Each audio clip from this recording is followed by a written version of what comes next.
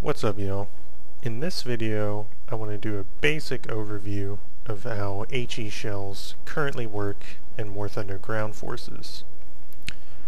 Now, I wanted to make this video because in their current form, HE shells perform in a pretty unintuitive way compared to the other shells.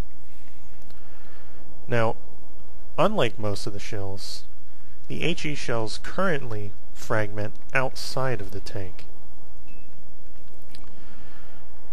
The penetration value listed for the shell is not actually for the shell itself, but for the fragments it produces.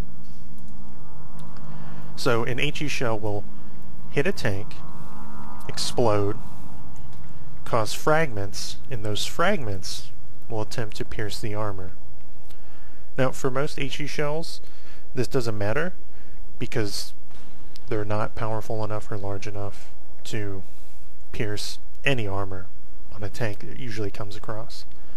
However, certain tanks, like the 105 Sherman here, or the KV-2, have large enough HE shells to penetrate some armor on a tank. If you look here, the weakest armor on this Sherman isn't on the side or rear. It's actually the roof, and you can't really see it, but also on the bottom of the tank, the floor.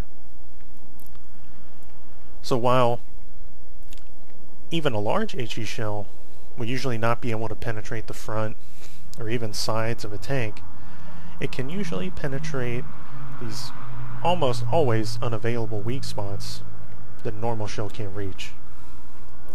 I'm going to cut away to a testing grounds and show you what I mean. Now, to best show how the HE mechanics work, instead of shooting somewhere where I can penetrate the top of this Panzer IV, I'm going to shoot below it so that you can best see how these current HE mechanics work. Pay attention to the shell damage indicator in the top right hand corner of the screen.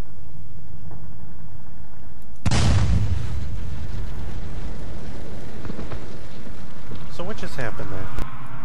The shell hit underneath the tank, exploded, and a shower of fragments went through the thin floor armor into the bottom of the tank, penetrating fuel, crew, other modules, ammo, and destroyed the tank.